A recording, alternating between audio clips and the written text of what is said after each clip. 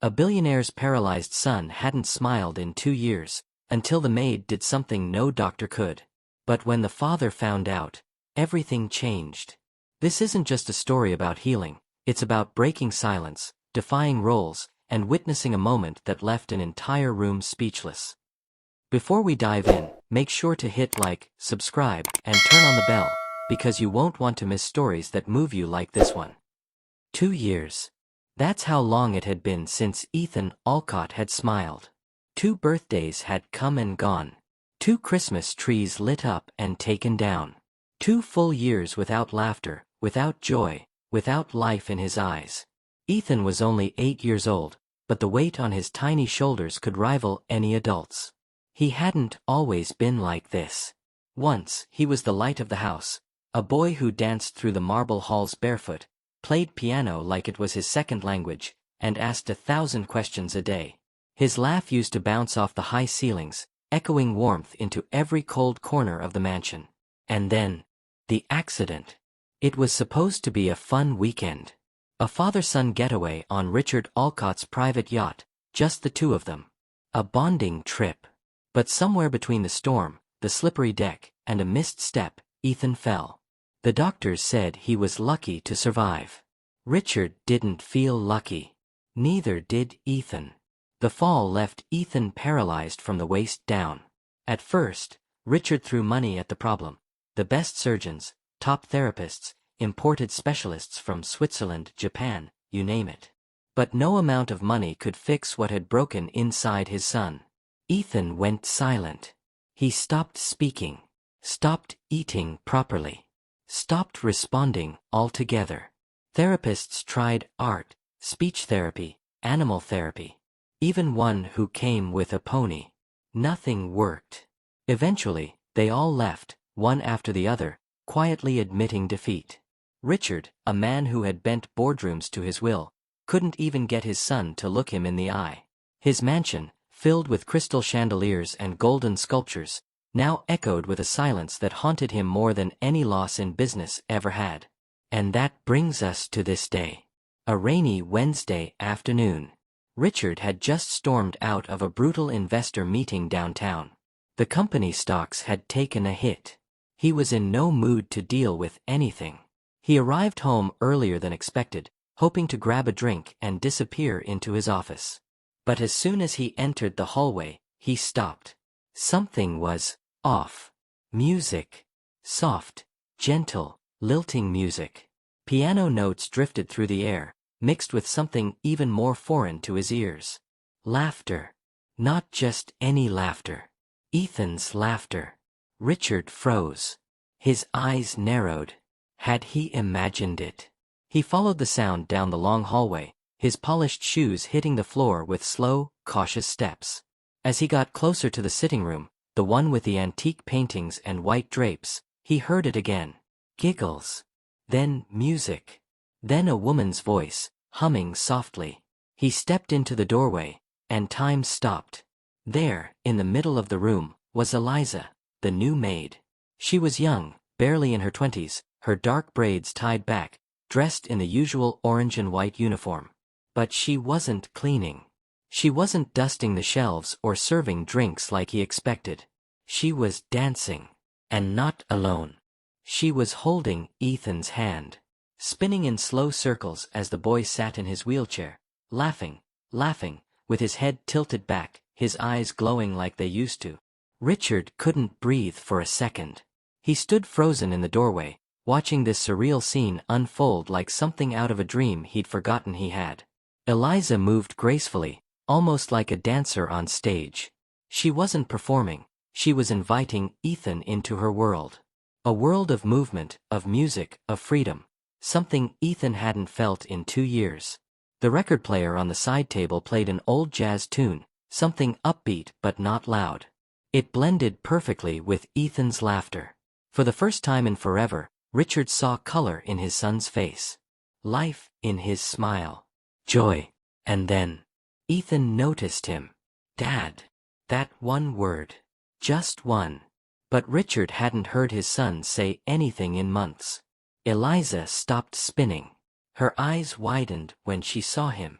"Oh, sir," she said quickly, letting go of Ethan's hand and stepping back. Richard didn't speak.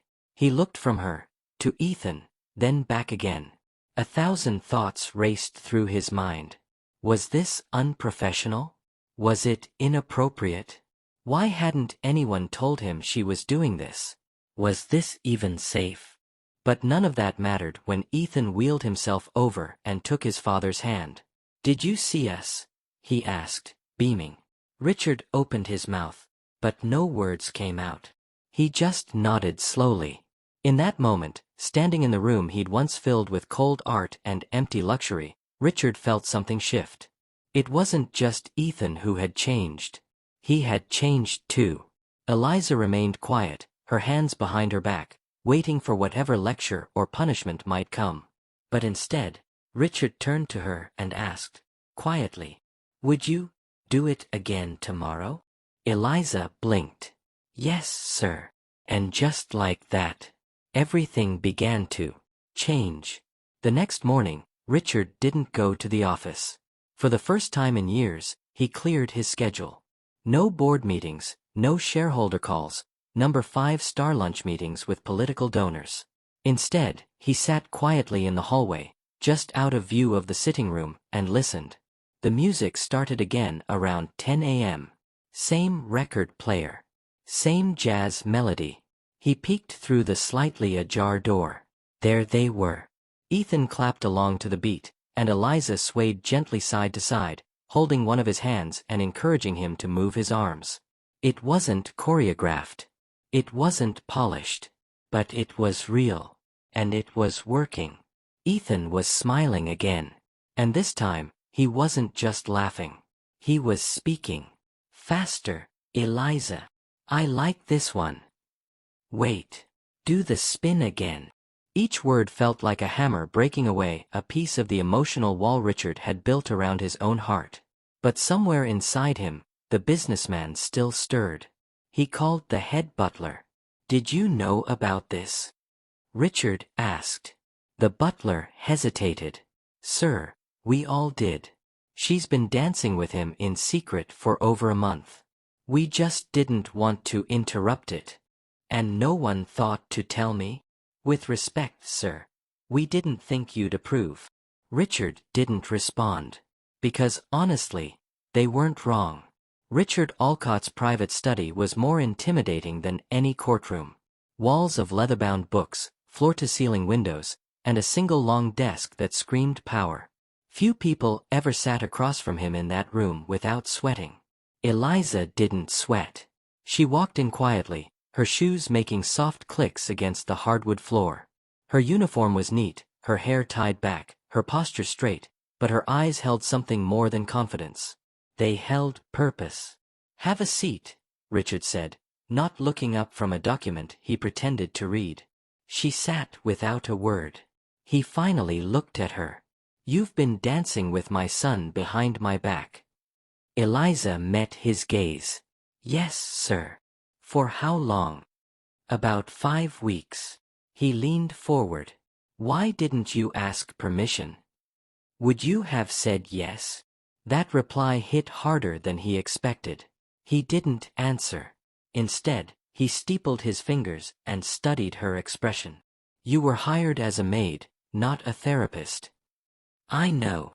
So why go beyond your duties?" Eliza took a breath. Not defensive. Not scared. Just honest. "My younger brother, Elijah, was born with spinal muscular atrophy. By the time he was 5, he couldn't walk. By 7, he could barely sit up on his own. We didn't have money. No doctors. No help. Just our mother working night shifts and me, trying to keep him smiling." Richard didn't interrupt.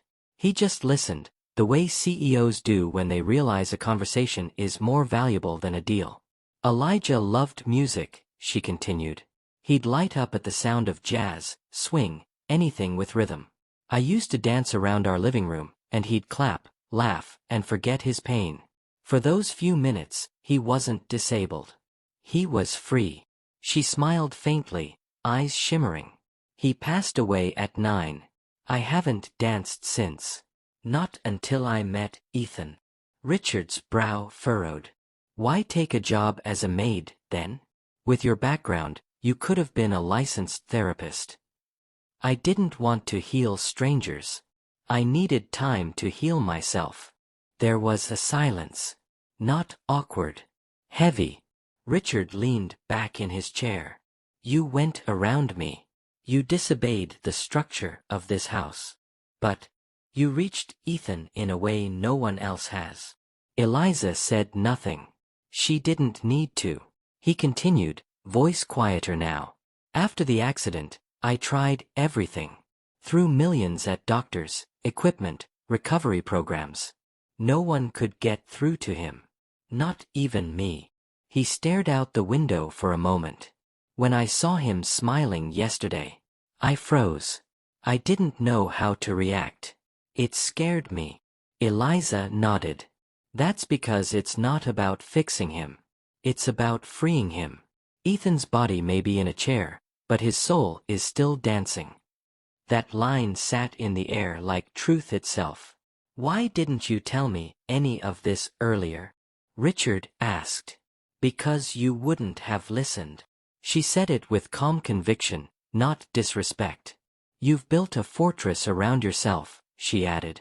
Just like Ethan did. Only difference is, you filled yours with money and power. He filled his with silence. Richard let that sink in. He stood slowly and walked over to the window, hands in his pockets. The estate gardens below were immaculate. Trimmed hedges. A marble fountain. Perfect symmetry. Yet, inside this house, everything that mattered was messy, broken, real. Finally, he turned to her. You said your brother passed at 9? Yes. How old are you now? 24. He nodded. You've carried this for a long time. I have. And still, you dance. Eliza smiled gently. Because someone has to remind these walls what joy feels like. Richard chuckled. Actually chuckled. A rare sound, like a dusty violin being played after years. He walked back to his chair, sat down, and folded his hands. I'd like to offer you a new role. Eliza raised an eyebrow. A new role. Yes. Not as a maid. As Ethan's full-time music therapist. With full autonomy. Design his routines, his environment, whatever you need. She blinked. What about the staff policies? The rules? The structure? I'm rewriting them, he said simply. Starting now. Eliza stared at him, unsure if this was a test. Why the change of heart? She asked. Richard looked her in the eyes. Because you brought my son back. Not with science. Not with tech. But with something I forgot existed, human connection. Another silence. But this one felt lighter. Hopeful. I accept, Eliza said finally. But only on one condition. He raised an eyebrow. She smiled. I keep dancing with him. He returned the smile, soft, tired, but real. Please do. Just then, a voice echoed from the hallway. Eliza. It was Ethan. Come quick. I found a new song I want you to hear. Eliza stood. Richard watched her go. As she opened the door and Ethan lit up like the sun, something shifted inside him. 4 years, he had tried to control everything. His son's healing, his household, his future. But sometimes, it only takes one person, one act of kindness, one spin in the living room, to remind you what truly matters. After that conversation in the study, Richard Alcott sat alone long after Eliza and Ethan had gone. The room had grown dim, the tall windows casting long evening shadows across the Persian rug. But he didn't move. His scotch sat untouched. His phone buzzed with unread emails. His usual world, the one filled with numbers, contracts, boardroom agendas, suddenly felt irrelevant. Because now he faced a new kind of dilemma. And it wasn't one money could solve. Hiring Eliza as Ethan's full-time therapist had felt right in the moment. The way her words pierced through the emotional armor he'd worn for years, the way Ethan came alive when she was near, the way his own heart stirred for the first time since his wife passed away. It all pointed in one direction: she belonged here. But Richard Alcott was not a man who acted on emotion. His empire wasn't built on feelings. It was built on structure, control, and predictable outcomes. And Eliza, she was none of those things. She defied his rules. She challenged him to his face. She danced in the living room without permission, played jazz in a house that used to run like a museum, and, perhaps most dangerous of all, she didn't seem to fear him. That unsettled Richard more than he wanted to admit. He got up, finally, and walked to the fireplace, lighting it with the press of a button. A soft flame flickered to life. He stared into it. His late wife, Margaret, would have adored Eliza. Margaret had always told him, "You can buy your son the world, Richard. But if you want him to live in it, give him love, not leverage." He didn't understand that back then. He had tried to fix Ethan's pain the only way he knew how, by throwing money at it. But no state-of-the-art wheelchair, no imported therapy program, no high-end recovery suite could spark the light in Ethan that Eliza had. Now here he was, caught between pride and possibility. That night, Richard barely slept. He walked the halls of his home like a stranger, passing rooms that once held warmth but now felt cold and cavernous. In Ethan's room, he paused. The door was slightly ajar. Inside, a soft lamp glowed. Ethan was asleep, peacefully, arms loosely wrapped around a stuffed lion he hadn't touched in over a year. On the floor beside his bed was Eliza's folded apron. The orange one. Neatly placed. Richard's throat tightened. She had shed her role, and in doing so, given his son his childhood back. The next morning, Richard called a meeting. Not at the office. Not with investors. With his household staff. They gathered in the East Dining Hall, unsure what was happening. Some looked nervous. Others curious. Eliza stood toward the back, arms crossed gently, her eyes quietly searching his face. Richard stood at the head of the room, cleared his throat, and began. "I built this house to be efficient," he said. "To run smoothly. To reflect my world." People exchanged glances. "But I forgot something important. Homes are not boardrooms. And my son," his voice caught for just a second, "doesn't need a corporation. He needs life." He turned toward Eliza. "This woman reminded me of that." A hush fell over the room. "I've asked Eliza to stay on as my son's personal therapist. She will have full access, full freedom, and the full respect of this household." The staff nodded slowly, unsure if they were dreaming. Richard Alcott didn't give speeches. He didn't change rules.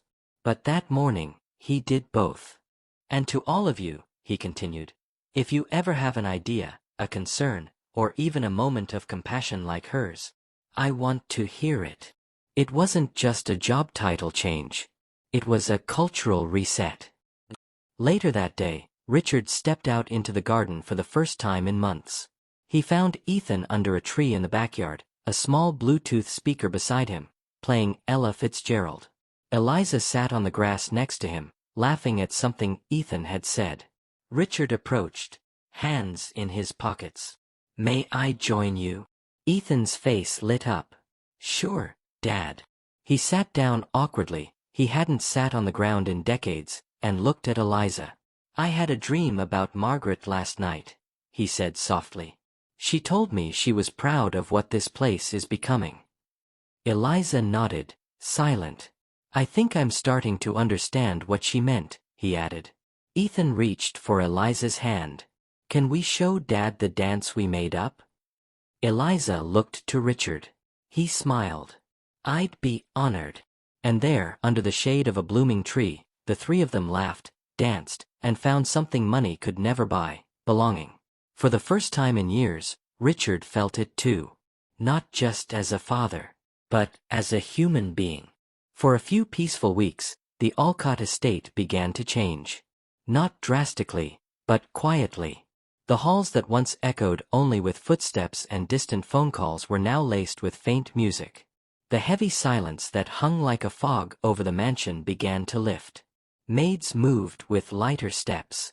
Cooks hummed in the kitchen. And Ethan? He was thriving. Every morning started with a new jazz tune. Every evening ended with laughter. But when you change one part of a system, no matter how noble the reason, there are always ripples. And not everyone likes ripples. It started with small whispers among the staff. Nothing direct. Just sidelong glances and murmurs in the laundry room. Eliza spends an awful lot of time with the boy, don't you think? She's not even certified. Just a maid pretending to be a therapist. Mr. Alcott lets her do whatever she wants now. It wasn't jealousy, exactly. It was discomfort. Eliza had stepped outside the line. A clear, invisible one. And now, the other employees were unsure where they stood. Some respected her more. Others didn't. One afternoon, Richard overheard part of it. He was walking past the staff lounge, unseen, when he caught a sliver of conversation. She's acting like she owns the place. He didn't stop. He didn't react. But it stayed with him. Later that evening, he called his estate manager, a sharp woman named Diana who had been with the family for over a decade. I want to know if there's tension among the staff, Richard said bluntly. Diana hesitated. There's concern, sir. Some people feel she's overstepped. Overstepped how? She used to be one of them. Now she's different. Elevated. People don't know how to respond. Richard nodded slowly. He understood more than she realized. Do you think they're right? Diana looked him in the eye. No. But I think you should address it before it grows into something it's not. That same night, Eliza was in the sunroom with Ethan. They were painting this time, jazz softly playing in the background. Ethan dipped his brush into blue and splattered it across a canvas. I'm making a sky, he said proudly. And what's that? Eliza asked, pointing to the large yellow blob in the center. He grinned. That's you. You're like the sun. She blinked. That one sentence, innocent, pure, hit harder than she expected. Before she could reply, Richard entered the room. May I speak with Eliza alone for a moment? Ethan nodded. Don't worry. I won't finish without you. As she followed Richard into the hallway, her chest tightened slightly. Something in his tone had shifted. I've heard things, he began once they were alone. Eliza didn't flinch. I expected you would. There's talk among the staff. Some feel unsettled by your new role. Because I'm not wearing a uniform anymore? No. Because you've become more than what they're used to. He paused. And because I let you. Eliza stayed quiet. Richard looked away for a moment before continuing. I brought you here today because you did something no one else could. But I didn't consider what it would mean for the structure of this house. Her voice was calm. You're wondering if I've disrupted your order. He nodded. Eliza stepped forward slightly. Then let me ask you, Mr. Alcott, do you want a house that runs like a factory, or one that breathes? That sentence stopped him. You hired people to clean your windows, polish your floors, serve your guests. But who's been serving your son's soul? He looked down, silent.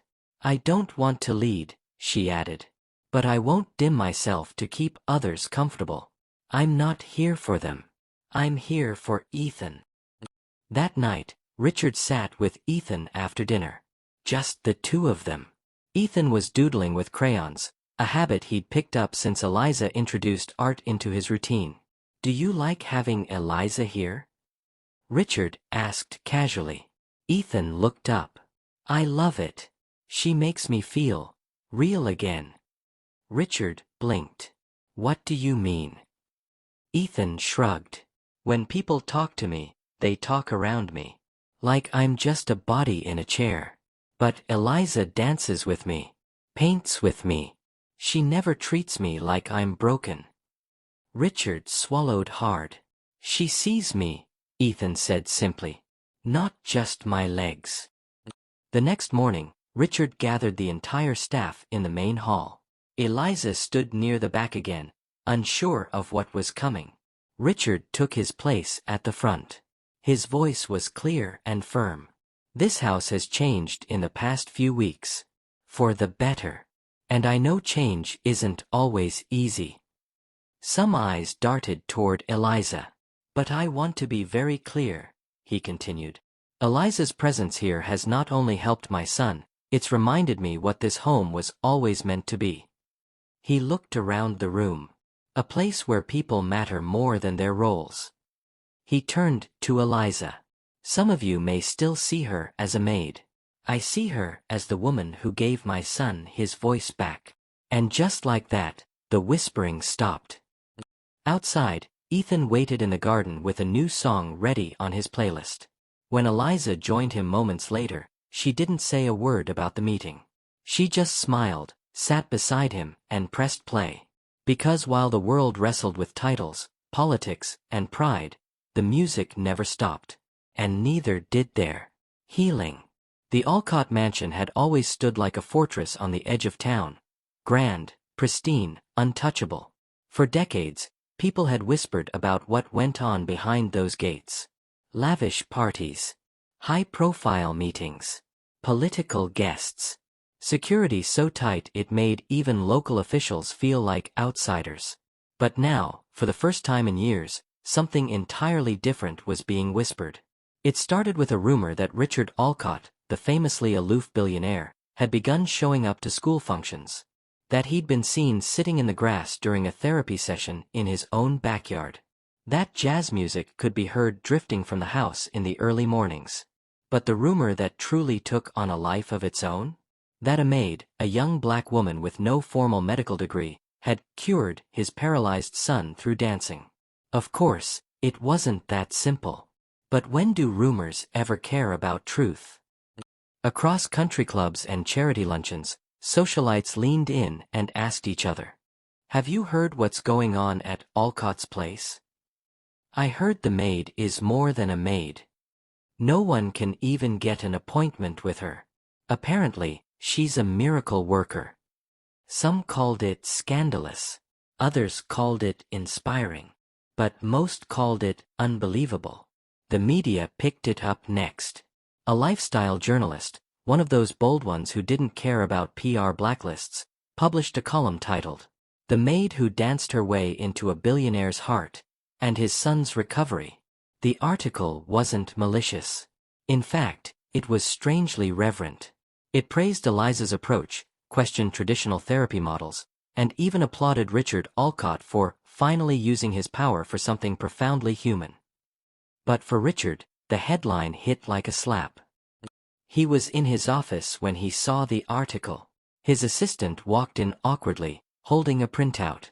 "You might want to see this, sir," she said, setting it on his desk and leaving just as fast. He read every line. Then read it again. They hadn't named Ethan, thankfully. But Eliza's name was there, and her background, her brother's story, even a quote from a former neighbor. He stared at her photo, not posed, just a candid of her walking beside Ethan's wheelchair, smiling at something he said. She looked exactly like she always did. Real.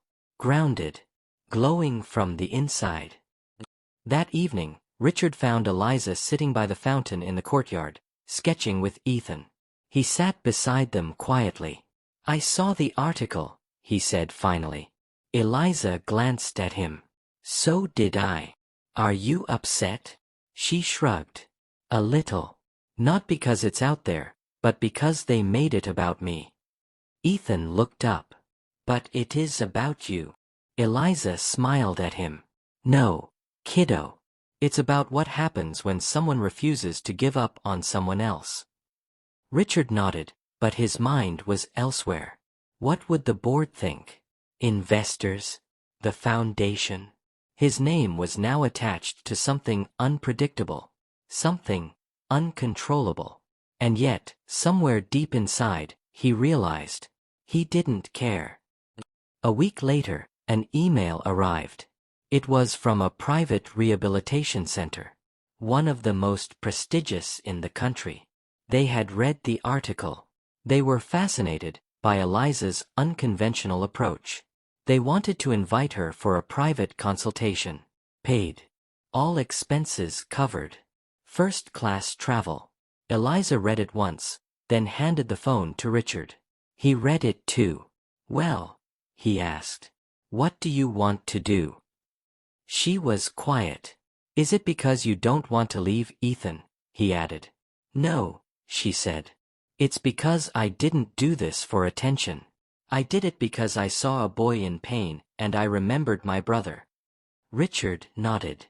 "But what if it helps others?" she added softly. "What if there are more kids like Ethan out there, waiting to be reached?" He leaned forward. "Then let's build something," he said. That night, they sat around the kitchen table, Richard, Eliza, and Ethan, sketching ideas on a napkin like dreamers with nothing to lose. A foundation. A program. A new model of therapy that combined music, movement, and emotional connection. Not formal. Not clinical. Just human. They would call it Move to Heal. Ethan drew the logo himself. A stick figure dancing beside a wheelchair with musical notes floating above. Eliza smiled at it like it was the most beautiful design in the world. Because to her, it was. And just like that, the whispers grew louder. But this time, they weren't just whispers of gossip. They were whispers of hope.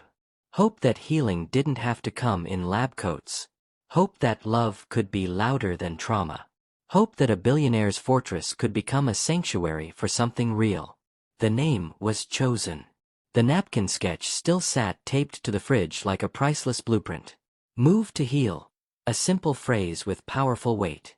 But now came the real challenge, turning it into something real. For Eliza, this wasn't just about therapy. It wasn't about buzzwords or media appearances.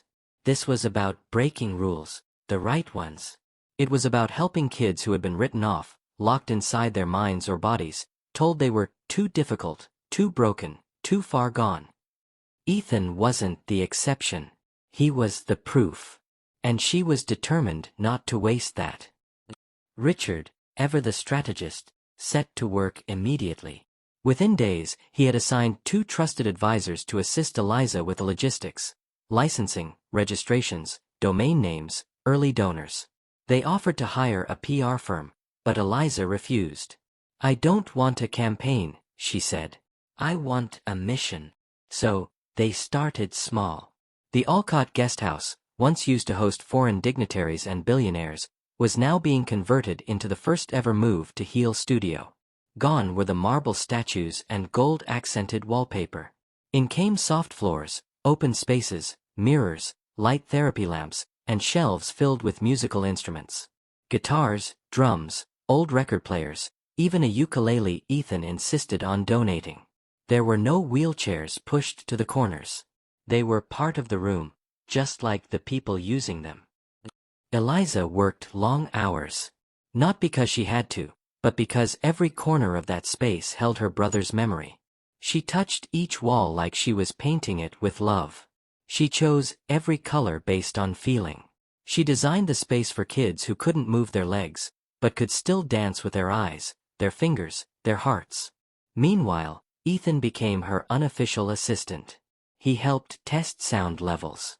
He gave honest feedback on music choices. He even made a rule, no boring songs allowed. Richard watched all of this unfold with quiet awe. This wasn't just healing Ethan anymore. It was healing him too. Opening day came faster than expected. Just 12 weeks after that night around the kitchen table, the studio was ready. They didn't throw a massive event. No red carpet. No ribbon-cutting ceremony with influencers and staged selfies. Instead, they sent personal letters, handwritten invitations, to 10 local families. Each one with a child who, like Ethan, had been through trauma or disability and had slowly slipped into silence. Each letter was signed, "We see you. You are not alone. Come dance with us. Eliza and Ethan. The morning of the first class, Eliza stood in the center of the studio alone. No uniform. No apron. Just a flowing blouse and soft sneakers. The room smelled of lavender and sunshine. She adjusted a speaker and pressed play. A soft jazz tune spilled into the air. And then, the door opened. One by one, the children came in. Some in chairs. Some walking slowly with braces. Some clinging to their parents with wide, fearful eyes. The parents looked skeptical. Nervous. They weren't expecting this. No white coats. No medical equipment. No clipboards. Just warmth. And music. Eliza welcomed each child by name. No judgment. No pity. Just presence. Ethan rolled in beside her, holding a tambourine. This helps if you're shy, he whispered to a boy in the corner. Wanna try? The boy nodded, just barely. Eliza gathered the group into a semicircle and knelt down. Before we move, she said softly, we breathe. They closed their eyes. Breathed in, out, in again. The room quieted. For a moment, time held its breath. Then the music picked up, and Eliza started to sway. No instructions. No choreography. Just rhythm. She raised one hand slowly and watched as one by one, tiny hands reached up too. Some twitched. Some flinched. Some hesitated. But they moved. And that was enough. Outside the glass wall, Richard watched with a hand over his mouth. He hadn't planned on staying. He thought he'd leave after drop-off, give Eliza her space. But he couldn't tear his eyes away. He saw a girl in a wheelchair close her eyes and smile. He saw a boy with a leg brace stomp in perfect time to the beat. He saw Ethan, his Ethan, spinning in slow circles, guiding a younger child gently by the hand. And for the second time in his adult life, Richard Alcott cried. After the session, parents hugged each other. Some cried. Others just sat in stunned silence. One mother approached Eliza and said, "This is the first time my son has lifted his arms since the accident. He didn't do that for physical therapy. He didn't even do that for me." Eliza smiled. "We don't force movement here," she replied. "We invite it." That evening, back at the mansion, Ethan sat on the floor painting a picture. It was of a large sun shining over a circle of kids holding hands. In the corner, he'd drawn Eliza. And beside her, Richard. He handed it to Eliza. "For the studio wall." She looked at Richard. "You okay with that?" He laughed. "I'd be honored." Because in a world where money once spoke the loudest, today, the soft rhythm of hope had taken its place. Every rise meets resistance. And just as the Move to Heal studio began glowing with warmth and purpose, the storm clouds quietly gathered overhead. It started with a letter. No stamp. No signature. Just dropped into the mailbox at the Alcott estate.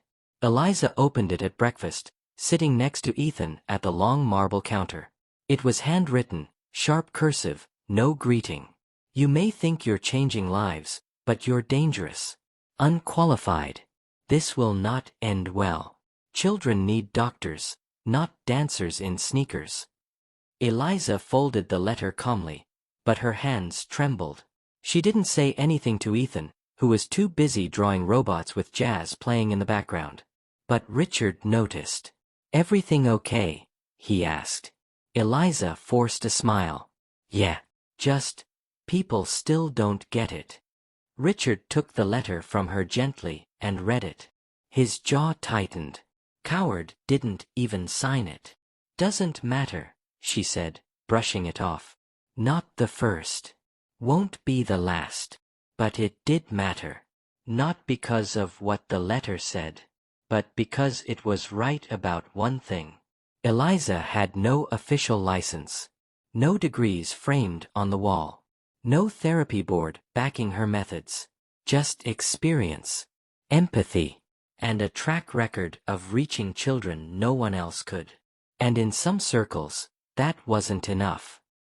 2 weeks later, during a group session at the studio, a woman showed up unannounced. She wore a beige suit, carried a clipboard, and flashed a sharp badge at the front desk. "I'm here from the State Department of Child Services," she said. "There's been a complaint." Eliza was called out mid-session. Richard arrived 15 minutes later. The inspector was already walking the studio, snapping photos of therapy stations and talking to parents in the waiting room. "What's going on here?" Richard demanded. "Anonymous report, Mr. Alcott," she said flatly. "Claims of unlicensed therapy on minors. We're obligated to investigate." These parents volunteered. They weren't misled. That's not the issue. If the children are receiving therapy, it must be by a licensed professional. Eliza stepped in. "We don't claim to be medical therapy. We're a movement and music support group. Emotion-focused. Voluntary participation." The inspector looked unimpressed. "You're treading a very fine legal line." Later that evening, the inspector returned with a written cease and desist. All sessions would be suspended pending review. The studio had to shut down, temporarily, they said. But for the children, it wasn't temporary. For the parents who finally saw joy on their kids' faces, it was devastating. And for Ethan, it was betrayal.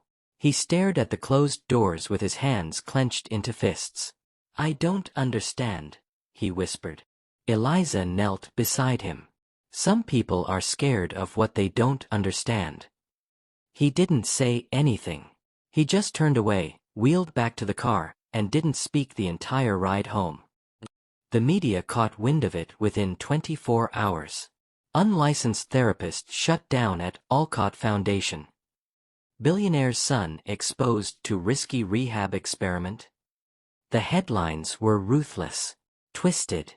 Richard tried to control the narrative, called in PR experts, hired lawyers. But Eliza didn't hide. She stood in front of reporters outside the gates and said clearly, "If you define healing by degrees, I fail. If you define it by progress, ask Ethan. Ask every child who smiled for the first time here." She didn't cry. Not in public. But that night, in the quiet of her room, she sat on the floor and finally broke. Not because they doubted her, but because they had taken something precious from the children who finally felt seen. Richard knocked gently on her door later.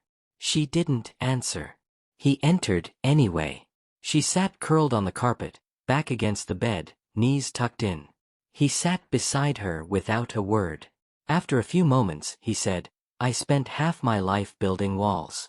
You showed me how to tear one down, and I won't let anyone rebuild it." She wiped her tears. "I just wanted to help." "You did. And you will again." She looked at him. "How?" "We fight smart. We fight loud. We fight together." And so began a new chapter. One of court filings, licensing applications, legal advisors. Richard used every resource, every contact, every dollar to create a legal framework for Move to Heal. He partnered with pediatric neurologists and therapists who believed in Eliza's work. He hired legal teams to lobby for alternative therapy classifications. And most importantly, he put Eliza's work through clinical observation, documented every outcome, and turned anecdotal success into undeniable evidence. In the meantime, Eliza returned to Ethan's room each day. No studio. No audience. No group sessions. Just her, him, and music. They danced in his room. They painted on his walls. They created joy in private, even when the world tried to shut it down. And Ethan? He never stopped moving. A year had passed since Eliza first danced in the Alcott mansion. What began as a quiet act of defiance, one woman twirling with a lonely boy in a wheelchair, had sparked a chain reaction that no one saw coming. There had been joy, resistance, backlash, and battles. But now, the noise was fading. And today, All eyes were on Ethan Alcott. The grand hall at Crescent Academy was packed. Rows of proud parents, alumni, and media filled the auditorium for the school's annual student showcase. Lights dimmed. Cameras rolled. The final act was about to begin. Backstage, Ethan adjusted the collar of his navy blue shirt. His wheelchair gleamed, freshly polished. His hands trembled slightly, but his eyes were steady. Beside him stood Eliza, not in uniform, but in a graceful dress, her hair pulled back, glowing with calm confidence. "You ready?" she asked softly. He nodded. "Do you think they'll believe me?" She smiled. "They won't have to. They'll feel it." The music began, not booming, not flashy, but simple. A quiet piano melody. Gentle percussion. The kind that rises in your chest before it reaches your ears. A spotlight hit the stage. Ethan rolled forward slowly, alone, to the center. The room went still. Then came the moment that stopped time. He stood. With effort. With focus. With trembling legs. But he stood. A soft gasp rippled through the audience. Ethan took one shaky step. Then, another. Then, with the confidence of a boy who had once forgotten how to live, he began to move with the music. He didn't dance like the others. He danced his way. Arms swaying, legs stepping carefully, fingers tracing rhythm in the air. Every movement was imperfect, beautiful, and deeply alive. Behind him, the screen lit up with a message in white letters. "This isn't just movement. This is healing." Ethan Alcott, age 9. The crowd remained frozen. Tears welled in eyes. Then, from the side stage, Eliza stepped out, not to take attention, but to join him. Together, they danced like they had in the beginning. A boy and a woman, bonded not by blood, but by belief. They weren't putting on a performance. They were showing the world what love looked like in motion. When the final note faded, the entire auditorium sat in complete silence. For 3 full seconds, no one clapped. No one moved. And then, a single person stood. It was a boy in a wheelchair in the 3rd row. He raised his hands and clapped loudly. Others followed. Soon, the room erupted. A standing ovation. Cheering. Applause that didn't stop. People shouting through their tears. Parents holding their children. Reporters lowering their cameras, realizing the moment didn't need a caption. Richard Alcott, seated in the front row, felt his heart break and mend at the same time. He wasn't thinking about headlines, stock prices, or legacy. He was thinking about the first time Ethan called him Dad again. He was thinking about Margaret, and how proud she would be. And he was thinking about Eliza. After the performance, as the crowd poured into the lobby, a woman approached Eliza with tears in her eyes. "My daughter hasn't spoken in 8 months, she whispered. After watching Ethan, she turned to me and said, "I want to try." Eliza hugged her without saying a word. Because some moments are bigger than words. The following week, Move to Heal was officially registered as a licensed national alternative therapy program, recognized by the Department of Health. More than 30 cities across the country applied to host a local chapter. Therapists, artists, teachers, and musicians signed up to be trained. But Eliza, she stayed in the studio. Not for the fame. Not for the credit. For the kids. For the quiet ones. The broken ones. The ones who weren't broken at all, just unheard.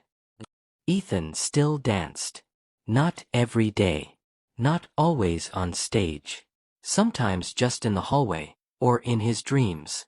But he never forgot what Eliza taught him. Your body is not the limit. It's just the starting place. Years later, when Ethan was asked to speak at the National Summit for Children's Mental Health, he stepped to the microphone without hesitation. He looked across the crowd and said, "People always ask what changed me. Was it the money? The therapy? The surgeries? No. It was a woman who saw me when no one else did. She didn't try to fix me. She danced with me. And in that moment, I remembered I was still alive. The room went silent once again.